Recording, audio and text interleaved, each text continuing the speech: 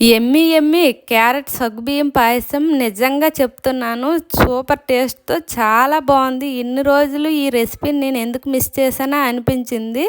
First time నేను దీన్ని చేసిన చాలా బాగా వచ్చింది.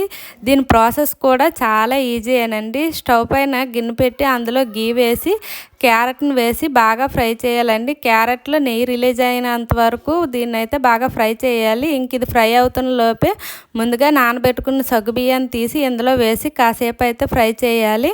పాలు అయితే ఆల్రెడీ కాచి చల్లారి పెట్టుకొని పక్కనైతే ఉంచుకోవాలి. ఇవి బాగా ఫ్రై అయ్యాక ఆ పాలను తీసుకొచ్చి ఇందులో వేసి కొన్ని వాటర్ అయితే వేసుకోవాలి. మీ ఇష్టం, మొత్తం పాలు వేసుకున్నా పర్వాలేదు. ఇంకైతే ఇది బాగా ఉడికొచ్చాక ఇందులో ఇలాచీ, షుగర్ కూడా వేయాలండి. నేను ఇలాచీ వేసిన క్లిప్ అయితే మిస్ అయిపోయింది. ఇంకా షుగర్ వేసాక కాసేపు బాగా ఉడికిన తర్వాత మన దగ్గర డ్రై ఫ్రూట్స్ ఉంటే నేతిలో ఫ్రై చేసి ఇందులో వేసుకోవాలి. ప్రజెంట్ అయితే నా దగ్గర డ్రై ఫ్రూట్స్ లేవని అయితే వేయలేదు. ఇది వేడి దానికంటే చల్లది తింటేనే ఇంకా చాలా టేస్ట్గా ఉంది.